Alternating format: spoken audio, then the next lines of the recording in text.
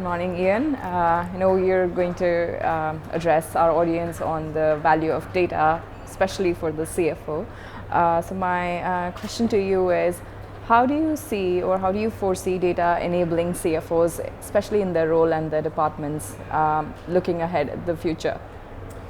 It's amazing how important data has become to actually running a business and also understanding a business. And in fact, in some cases, even predicting the business performance. Historically, we've used financial data to get an understanding of how the business is tracking, but it's all historical, it's all rear view mirror.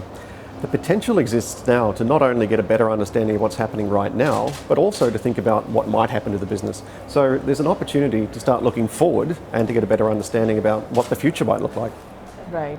And so how do you think, what do you think is the role of a CFO in enabling an organization to be more data driven?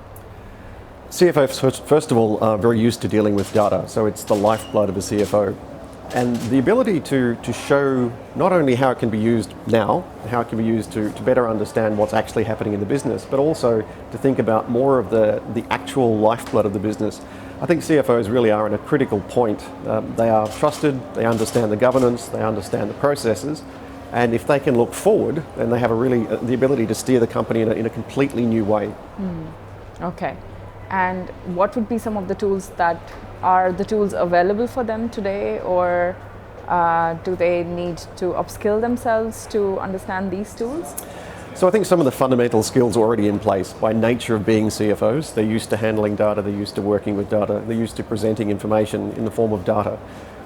Some of that really is about a changing mindset of thinking about the future business or the current activities of the business. Some of it is around bringing those historical skills or those traditional skills into a slightly different perspective. So really it's more of a mindset change than anything else. Okay, all right. And then if you have just one advice for the CFOs today who are going to begin their journey to build a data-driven organization, or who are already on the journey, what would that one advice be? So one of the really new things that are happening in the world of industry is the ability to understand more of what's going on through different types of data. So historically, financial, absolutely, very important, but understanding through a range of different types of data, you can actually get a much better sense of how the business is actually progressing. Okay, so different data, you mean structured and unstructured, or just? Structured and unstructured, a much wider variety of data. For example, once upon a time we used to say goodwill was a measure of the company's value and the company's brand value. But really testing the goodwill is something that you'd get an actuary to do. But in fact, we can tell through social media, we can tell through a range of other sources whether or not there really is genuine goodwill. So taking a much broader perspective and thinking through much greater variety of data, you can get very different perspectives of how the company is perceived, what people's attitudes are towards the company, and in fact some lead indicators of how a company will actually perform in future.